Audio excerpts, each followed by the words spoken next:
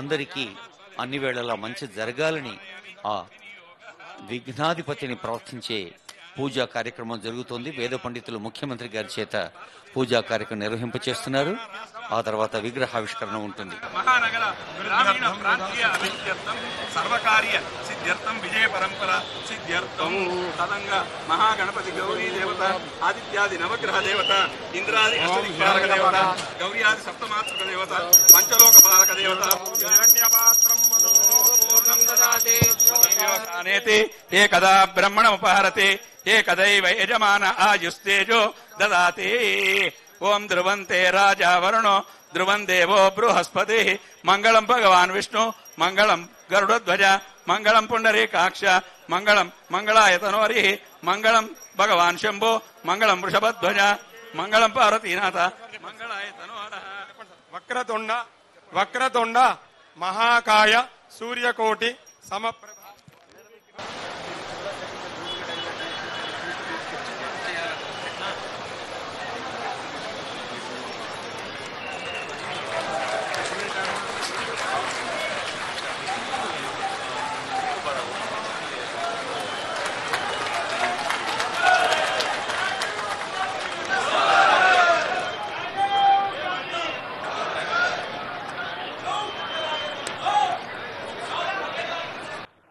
మిత్రులారా,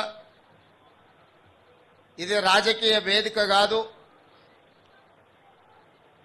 రాజకీయపరమైన అంశాలు ప్రస్తావించడం నాకు పెద్దగా ఇష్టం లేదు.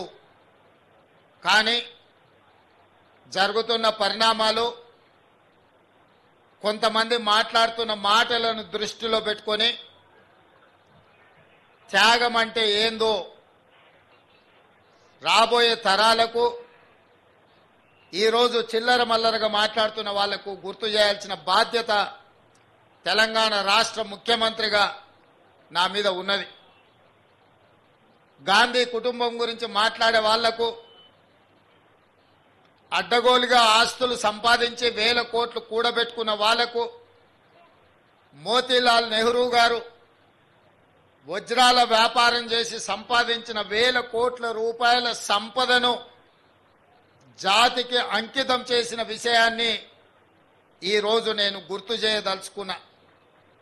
వారి వారసుడు గొప్ప బారిస్టర్ కావాలి, గొప్ప విద్యావేత్త కావాలి, గొప్ప గొప్ప చదువులు చదవాలి అని విదేశాలలో చదివించి పండిత్ జవహర్లాల్ నెహ్రూ గారిని ఒక ఉన్నత విద్యావేత్తగా తీర్చిదిద్దాలి అని వాళ్ళ తండ్రి కలలు కంటే, ఉన్నత విద్యను అభ్యసించిన పండిత్ జవహర్లాల్ నెహ్రూ గారు ఆనాడు స్వదేశానికి వచ్చి ఈ దేశాన్ని పరాయి పాలకుల నుంచి విముక్తి కలిగించాలి, రవి అస్తమించని సామ్రాజ్యం ఉన్న తెల్ల దొరలను ఈ దేశ సరిహద్దులు దాటే వరకు తరమాలి అని ఒక ఉక్కు సంకల్పంతో మహాత్మా గాంధీ గారితో కలిసి సుభాష్ చంద్రబోస్ లాంటి పోరాట యోధులను సమన్వయపరచుకొని దేశ స్వతంత్రం కోసం పోరాడటమే కాదు, 10 సంవత్సరాలు దేశ స్వతంత్రం కోసం జైల్లో మగ్గిన చరిత్ర పండిత్ జవహర్లాల్ నెహ్రూది అన్న సంగతి ఈనాడు చిల్లర మల్లర మాటలు మాట్లాడుతున్న వాళ్లకు తెలవాల్సిన అవసరం ఉన్నది. పండిత్ జవహర్లాల్ నెహ్రూ గారు స్వతంత్రం వచ్చిన భారతదేశానికి మొట్టమొదటి ప్రధానమంత్రిగా బాధ్యతలు చేపట్టిండ్రంటే వారసత్వంతో వచ్చిన సంపద కాదు. స్వతంత్రం కోసం సర్వం త్యాగం చేసిన కుటుంబం, గొప్ప మేధావి, దూరదృష్టి కలిగిన వాడు. ఆనాడు అస్తవ్యస్తంగా 563 సంస్థానాలతో ఈ దేశం చిన్న భిన్నమై మత కలహాలలో అట్టుడుకుతున్నప్పుడు ఈ దేశానికి మొదటి ప్రధానమంత్రిగా బాధ్యతలు చేపట్టిన పండిత్ జవహర్లాల్ నెహ్రూ గారు 563 సంస్థానాలను, రాజ్యాలను భారతదేశంలో విలీనం చేయించి వాళ్ళందరినీ కూడా ఒక వేదిక మీదకి తీసుకొచ్చి ఈ దేశం యొక్క సమగ్రతను కాపాడి, ఈ దేశంలో ఆనాడు కరువు విలయ తాండవం చేస్తుంటే అన్నమో రామచంద్ర అని దేశంలో వేలాది మంది చచ్చిపోతుంటే, మత విద్వేషాల మధ్యలో ఒకరిని ఒకరు చురకత్తులతో కడుపులో పొడుచుకుంటుంటే, కుత్తికలు తెగి నేల మీద పడుతుంటే, ఎర్రని రక్తం వరదలై పారుతుంటే, ఈ దేశాన్ని శాంతి భద్రతలతో నిలబెట్టడానికి ఆనాడు నెహ్రూ గారు ఒక దార్శనికతను ప్రదర్శించి ఈ దేశ మొదటి ప్రధానమంత్రిగా వారు కార్యక్రమాలు చేపట్టడమే కాదు, వారి నేతృత్వంలో సర్దార్ వల్లభాయ్ పటేల్ ని కాంగ్రెస్ పార్టీ ఏఐసిసి అధ్యక్షుడిగా పనిచేసిన సర్దార్ వల్లభాయ్ పటేల్ ని కేంద్ర హోంశాఖ మంత్రిగా నియమించి ఈ దేశంలోనూ శాంతి భద్రతలను కాపాడిన గొప్ప చరిత్ర పండిత్ జవహర్ లాల్ నెహ్రూ గారిది. ఇదే కాదు, ఆనాడున్న కరువు, ఆనాడున్న ఆకలి కేకలు, ఆనాడు ఈ దేశం చదువుకుంటూనే బాగుపడుతుందన్న ఆలోచనతోని ఈ దేశంలో ఎడ్యుకేషన్ అండ్ ఇరిగేషన్ ని మొదటి ప్రాధాన్య కింద పండిత్ జవహర్ లాల్ నెహ్రూ గారు తీసుకున్నారు. ఎడ్యుకేషన్ రివల్యూషన్, ఇరిగేషన్ రెవల్యూషన్ ఈ దేశానికి పరిచయం చేసి ఈ దేశంలో బాక్రానంగల్ డ్యాం నుంచి మొదలు పెడితే నాగార్జున సాగర్ డ్యాం వరకు, శ్రీశైలం వరకు, శ్రీరామ్ సాగర్ వరకు ఆనాటి ప్రధానమంత్రి పండిత్ జవహర్ లాల్ నెహ్రూ గారు పునాదులేసిన్రు. ఈ దేశంలో పదుల కొద్ది యూనివర్సిటీలను నెలకొల్పి రీసెర్చ్లు చేయించి లక్షలాది కోట్లాది మంది విద్యార్థులు ఇవాళ పీజీలు పిహెచ్డీలు చదువుతున్నారు, డాక్టర్లు లాయర్లు అవుతున్నారు, ఐఏఎస్లు ఐపీఎస్లై ఈ రోజు ఈ దేశంలో పరిపాలనను ఒక దారిలో పెట్టినరు అనంటే ఆనాడు పండిత్ జవహర్ లాల్ నెహ్రూ గారు ఈ దేశానికి అందించిన గొప్ప ఆలోచన, గొప్ప విద్యా విధానము, పంచవర్ష ప్రణాళిక ప్రపంచ దేశాలతోని పోటీ పడే విధంగా ఈ దేశాన్ని తీర్చిదిద్దింది పండిత్ జవహర్ లాల్ నెహ్రూ గారు. అలాంటి పండిత్ జవహర్ లాల్ నెహ్రూ గారు ఈ తెలంగాణ రాష్ట్రంలో ఉన్న కట్టిన ప్రాజెక్టులు ఈ రోజు సజీవ సాక్ష్యంగా ఉన్నాయి. ఎన్ని వరదలు వచ్చినా, ఎన్ని విపత్కర పరిస్థితులు వచ్చినా నాగార్జున సాగర్, శ్రీశైలం, శ్రీరామ్ సాగర్ లాంటి ప్రాజెక్టులు పండిత్ జవహర్ లాల్ నెహ్రూ గారు మనకు అందించిన సంపద ఈ రోజు తెలంగాణ రాష్ట్ర ప్రజలు, రైతులు ఈ రోజు గొప్పగా అనుభవిస్తున్నారు. వారి వారసత్వం కింద వచ్చిన శ్రీమతి ఇందిరాగాంధీ గారు స్వతంత్రం వచ్చిన తర్వాత కూడా కాంగ్రెస్ పార్టీ నాయకులు స్వతంత్రం కోసం అమరులైనరు.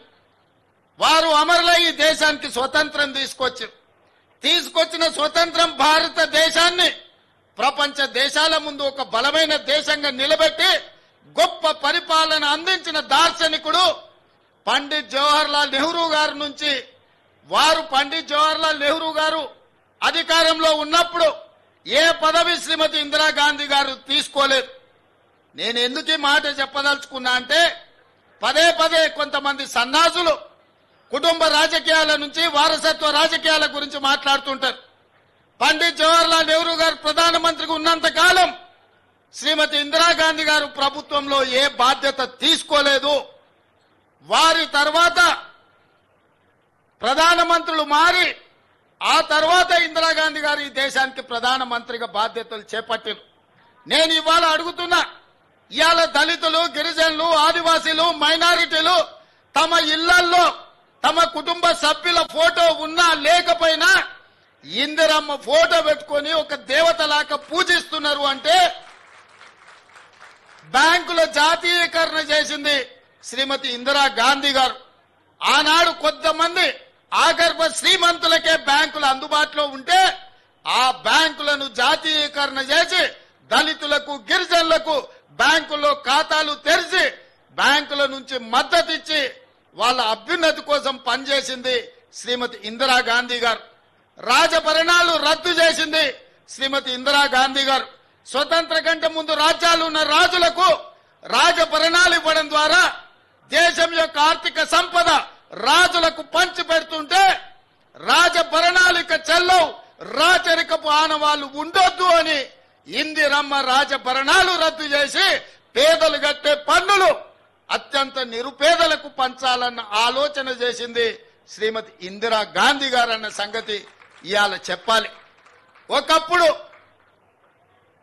జమీందారులు, జాగీర్దారులు, భూస్వాముల దగ్గర, నవాబుల దగ్గర వేలాది ఎకరాల భూములుండి వాళ్ళ భూముల్లో దళితులు, గిరిజనులు, బలైన వర్గాలు, పేదలు బానిసలుగా వ్యక్తి చాకిరీ చేస్తుంటే దళితుల, గిరిజనుల, బలైన వర్గాల ఆత్మగౌరవం పెరగాలి అనంటే సొంత భూమి ఉండాలి అని భూములను వేలాది, లక్షలాది, కోట్లాది ఎకరాలను భూస్వాముల దగ్గర నుంచి గుంజుకొని అసైన్మెంట్ పట్టాల పేరు మీద భూములు పంచిపెట్టింది ఇందిరమ్మ కాదా? ఇవాళ ఈ రాష్ట్రంలో 25 లక్షల ఎకరాలు అసైన్మెంట్ పట్టాల పేరు మీద భూములు ఇచ్చిండ్రు. ఇవాళ దళితులు, గిరిజనులు ఆత్మ గౌరవంతో సొంత ఊర్లో, సొంత ఇంట్లో, సొంత భూమిలో దుక్కి దున్నుకొని బుక్కెడు అన్నం తింటుండ్రు అంటే అది ఇందిరమ్మ ఇచ్చిన వరం అన్న సంగతి నేను ఈ రోజు చెప్పదలుచుకున్నా. పూరు గుడిసెలల్లా పేదరికంలో దాపు లేకుండా బతుకుతున్న వాళ్లకు ఇల్లు ఇవ్వాలి, మీ సొంత ఇల్లు ఉండాలి, మీ గ్రామంలో మీరు ఆత్మగౌరవంతో బ్రతకాలి అంటే మీకు సొంత ఇల్లు ఉండాలి అని ఇళ్ల పట్టాలిచ్చి సొంత ఇళ్లనిచ్చి ఇందిరమ్మ ఇళ్లను కట్టించింది ఇందిరమ్మ కాదా? ఇవాళ పేదల కోసం అసైన్మెంట్ సీలింగ్ యాక్ట్ తీసుకొచ్చి లక్షలాది ఎకరాల భూములను పేదలకు పంచిండ్రు. పోడు భూములను, పోడు పట్టాలిచ్చి ఆదివాసీలను, గిరిజనులను ఆదుకున్నది. ఇవాళ మా లంబాడే సోదరులు రవీంద్రనాథ్ ఉన్నాడు. లంబాడాలని ఎస్టీలలో చేర్చింది ఇందిరమ్మ కాదా? ఇవాళ ఎస్టీ రిజర్వేషన్లు డాక్టర్లు, లాయర్లు, ఇంజనీర్లై, ప్రజా ప్రతినిధులై చట్ట సభలలో ఎమ్మెల్యేలు, ఎంపీలు, మంత్రులైన గిరిజన సోదరులారా, లంబాడి మిత్రులారా, ఇవాళ మీ అభ్యున్నతికి కారణం ఇందిరమ్మ కాదా అని నేను అడుగుతున్నా. ఇవాళ ఈ దేశంలో రిజర్వేషన్లు ఇచ్చి రిజర్వేషన్లు తెచ్చింది కాంగ్రెస్ పార్టీ. పండిత్ జవహర్లాల్ నెహ్రూ ఇందిరమ్మ కాదా అని నేను ఈ రోజు ఆలోచన చెయ్యమని అంటున్నా. అలాంటి ఇందిరమ్మ ఈ దేశ సమగ్రత కోసం, ఈ దేశ అభ్యున్నతి కోసం, ఈ దేశాన్ని ఉన్నత శిఖరాల వైపు నడిపించడానికి ఈ దేశంలో వచ్చిన ఉగ్రవాదాన్ని అణచివేస్తే ఇందిరమ్మను పొట్టన పెట్టుకున్నది ఉగ్రవాదులు కాదా? ఈ దేశం కోసం ఆఖరి శ్వాస వరకు, చివరి రక్తపు బొట్టు వరకు త్యాగం చేసింది ఇందిరమ్మ కాదా అని నేను ఈ సన్నాసులను నేను అడగదలుచుకున్నా. వారి వారసత్వంగా రాజకీయాలకు దూరంగా ఉండి పైలట్ గా, ఒక ప్రధానమంత్రి కొడుకుగా కాకుండా ఒక సాంకేతిక నిపుణుడిగా దేశానికే దూరంగా ఉన్న రాజీవ్ గాంధీ ఆనాడు ఇందిరమ్మ మరణం ఈ దేశానికి నాయకత్వ సమస్య వచ్చినప్పుడు అందరూ, ముఖ్యులందరూ, ఈ దేశ మేధావులందరూ రాజీవ్ గాంధీని దేశానికి రప్పించి ఈ దేశానికి ప్రధానమంత్రిగా బాధ్యతలు తీసుకోమంటే ఆనాడు ఈ దేశ ప్రజల కోసం, 100 కోట్ల జనాభా కోసం ఆనాడు రాజీవ్ గాంధీ ప్రధానమంత్రిగా బాధ్యతలు చేపట్టారు.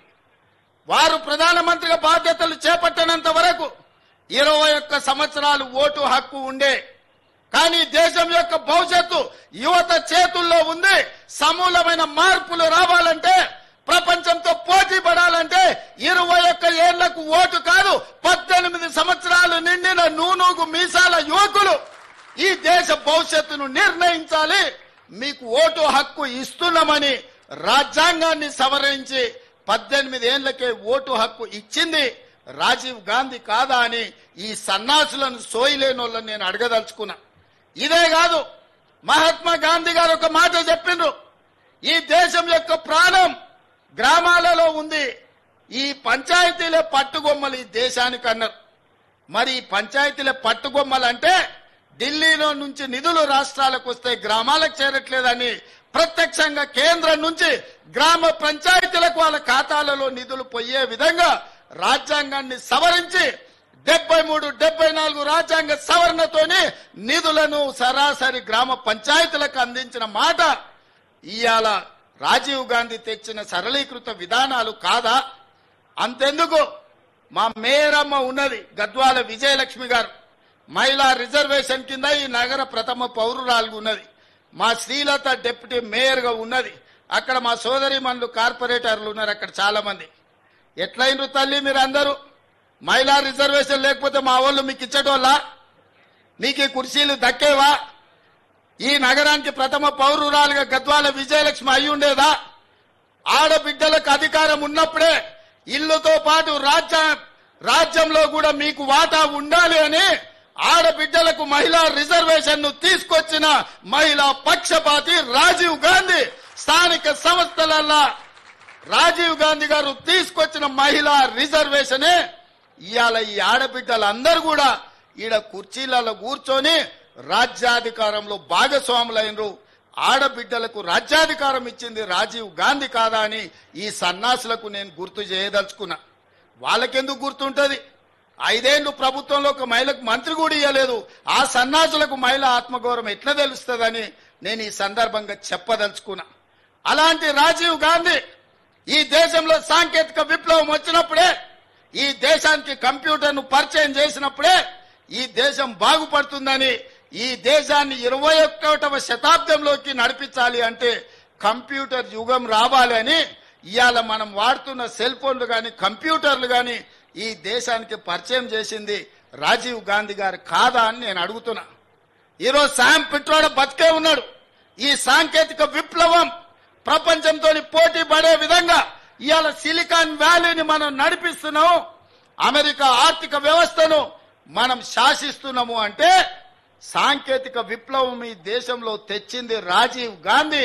అందుకే ఈరోజు మనం ప్రపంచంతో పోటీ పడగలుగుతున్నాం. ఈరోజు ట్విట్టర్లో పెడుతున్నాడు, అమెరికా పోయి కంప్యూటర్ చదువుకున్నా అంటున్నాడు. ఆ కంప్యూటర్ ని పుట్టించింది, ఈ దేశానికి పరిచయం చేసిందే రాజీవ్ గాంధీ సన్నాసి. లేకపోతే ఎక్కడో గుంటూరులో ఇడ్లీ కూడా అమ్ముకుంటూ తిరిగేటోనివి. ఎందుకంటే ఆడికి చదువుకుంటానికి పోయినావు కదా, నువ్వు ఆడనే ఇడ్లీ కూడా అమ్ముకొని బతికేటోనివి. లేకపోతే రైల్వే స్టేషన్ లో చాయ్ సమోసా అమ్ముకుంటా సిద్దిపేటలోనే ఉండేటోనివి. రాజీవ్ గాంధీ ఈ దేశానికి కంప్యూటర్ ని పరిచయం చేసింది కాబట్టి నీ బతుకు ఒక కంప్యూటరు, ఒక ట్విట్టర్ అకౌంట్, ఒక ఐటీ మంత్రివైనవు. లేకపోతే ఐటీ శాఖనే ఉండేది కాదు. రాజీవ్ గాంధీ గారు ఐటీ రంగాన్ని ఈ దేశానికి పరిచయం చేసిండు కాబట్టి ఆ సన్నాసి ఐటీ శాఖకు మంత్రి అయిండు. లేకపోతే ఆ దిక్కుమాలలోని బాధనే మనకు ఉండేది కాదు. కాబట్టి ఇవాళ ఈ పరిస్థితుల్లో అలాంటి రాజీవ్ గాంధీ దేశ సమగ్రతను కాపాడడానికి ప్రాణ త్యాగం చేసి ఈ దేశాన్ని కాపాడిండు. అంత గొప్ప వ్యక్తి విగ్రహాన్ని ఈ రోజు సచివాలయం ముందల ట్యాంక్ బండ్ మీద పెడితే రాజీవ్ గాంధీ విగ్రహం ఎందుకు పెడతారని అడుగుతారా?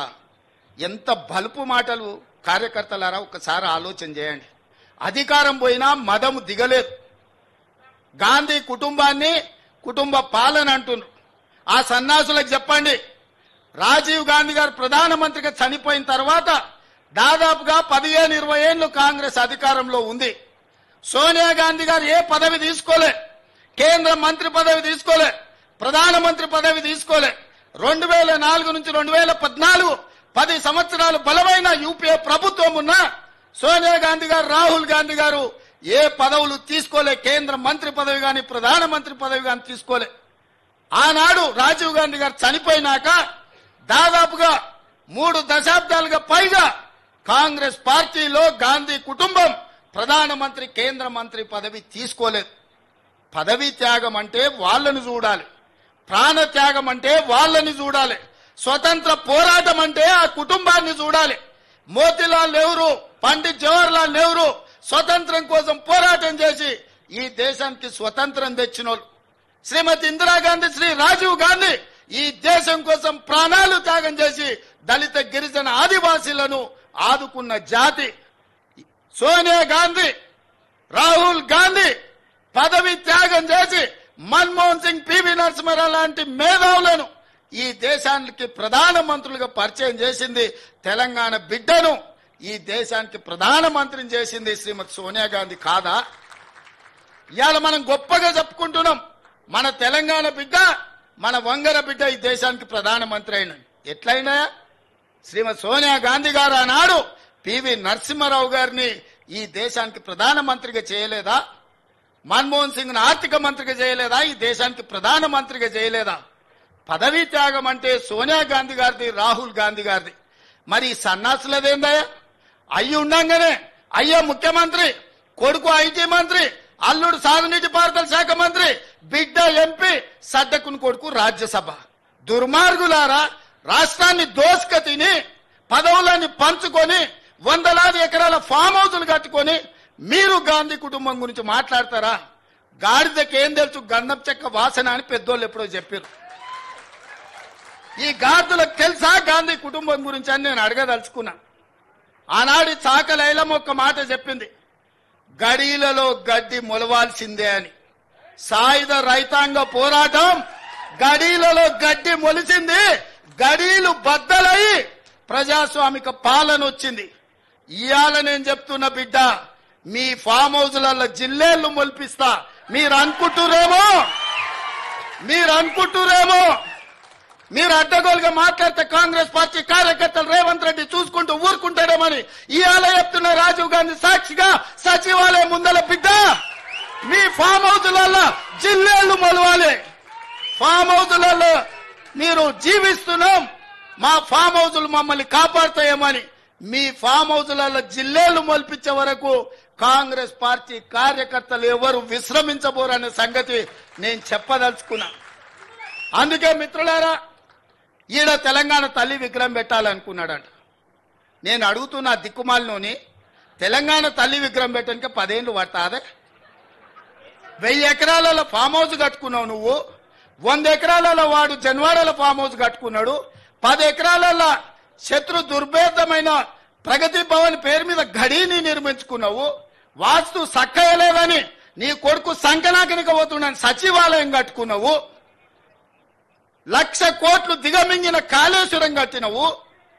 ఇవాళ తెలంగాణ తల్లి పెట్టడానికి 10 ఏళ్ళు సరిపోలేదా? 10 సంవత్సరాలైనా తెలంగాణ తల్లిని పెట్టలేదు.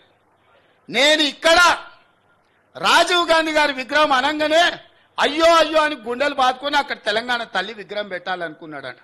10 ఏళ్ళు ఏ గాడిద పండ్లు తోయినామని నేను అడుగుతున్నా. ఇక్కడ తెలంగాణ తల్లి విగ్రహం మేము పెట్టొద్దన్నమా? ఆ సన్నాసి సొంత విగ్రహం పెట్టుకుందామని ఇది రిజర్వ్ చేసి పెట్టుకున్నాడు. ఆ సన్యాసికి ఆ పక్కన బుద్ధుడు, ఈ పక్కన బుద్ధిలో నన్ను పెట్టుకోవాలని వాళ్ళ ఆలోచన.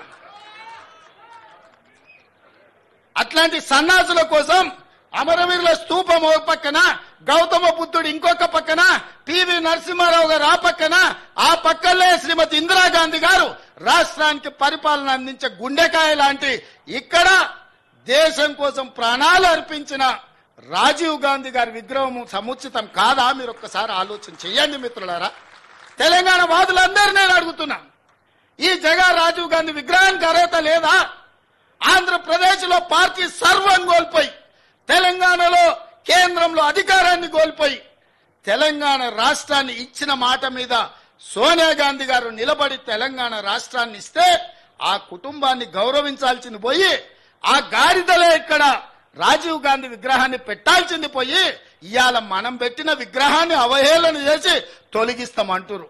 ఎవర్రా తొలగించేటోడు? ఒక్కడు రాండి, ఎప్పుడొస్తారో తారీఖు చెప్పండి బిడ్డ. రాజీవ్ గాంధీ విగ్రహం తీస్తారంట, ఎవడొస్తాడో నేను చూస్తా.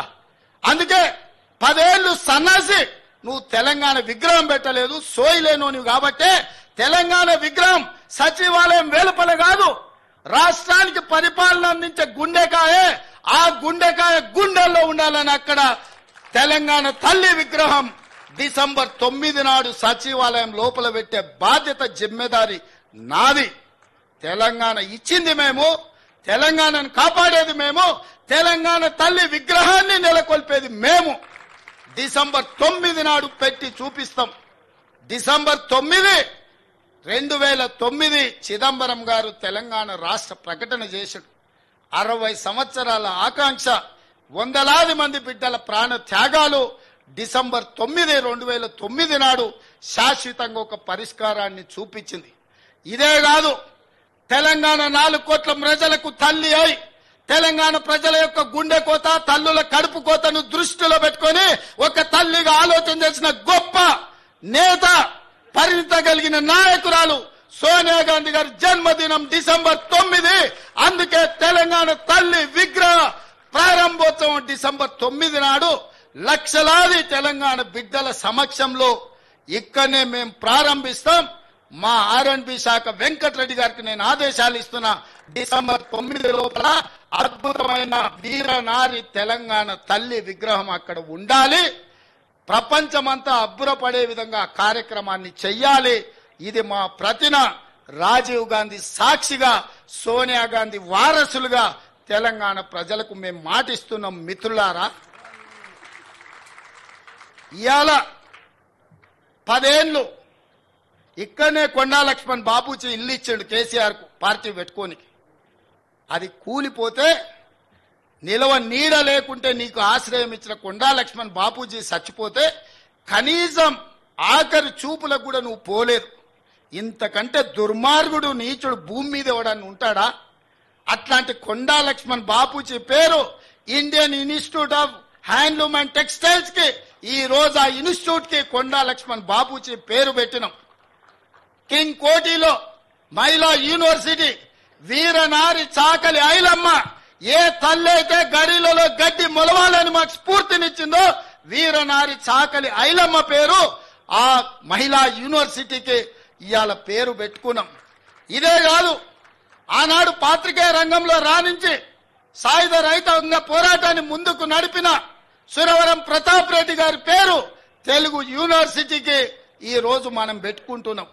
10 ఏళ్ళు వీటికి పెద్దల పేర్లు గొప్ప వ్యక్తుల యొక్క నామకరణం చేస్తే ఎవరన్నా వద్దన్నారా? అన్నిటికీ నువ్వు నీ కుటుంబం నువ్వే దోసుకోవాలి, నువ్వే దాచుకోవాలి, తెలంగాణ మొత్తం దిగమింగాలన్న ఆలోచన ఇవాళ కుటుంబానికి పట్టింది. వాళ్ళు ఊహించలే కాంగ్రెస్ పార్టీ కార్యకర్తలు బండకేసి కొడతారని. ఇవాళ ఇంకా షాక్లో నుంచి తేలుకోలే. రెగ్యులర్ గా ఆయనకు షాక్ ట్రీట్మెంట్స్ జరుగుతున్నాయి ఫామ్ హౌస్లు. ఎందుకంటే అతనికి వాస్తవం అర్థం కావట్లేదు. అధికారం పోయింది, ప్రజాపాలన వచ్చింది, గడీలు బద్దలైపోయినాయి, ఇవాళ వాళ్ళ బతుకులు దివాలా తీసినాయన్న సంగతి ఆయనకు అర్థం కావడానికి కొంత సమయం పడుతుంది. ఈ లోపల కొంతమంది చిల్లర మల్లర గాళ్లను మన మీదకి మాట్లాడిస్తున్నారు. కాంగ్రెస్ పార్టీ కార్యకర్తలారా అప్రమత్తంగా ఉండాలి. ఈ కాలకేయ మూట మళ్లీ గ్రామాల మీదకి రాబోతుంది. ఇవాళ వాళ్ళని వదిలించుకున్నాం. మిడతల దండై తెలంగాణను కబలించాలని ఇవాళ వీళ్ళందరూ కుట్రలు చేస్తున్నారు. ఈ మిడతల దండును పొలిమేరలు దాటే వరకు తరమాల్సిన బాధ్యత మీది, నాది. మనందరం కలిసికట్టుగా ఉంటే ఈ మిడతల దండును పొలిమేరలు దాటే వరకు తరిమే బాధ్యత తీసుకుందాం. డిసెంబర్ 9 నాడు తెలంగాణ తల్లి విగ్రహాన్ని ఆవిష్కరించుకుందామని చెప్పి మీకు అందరికీ తెలియజేస్తూ మీ అందరి దగ్గర సెలవు తీసుకుంటున్న ధన్యవాదాలు మిత్రులారా.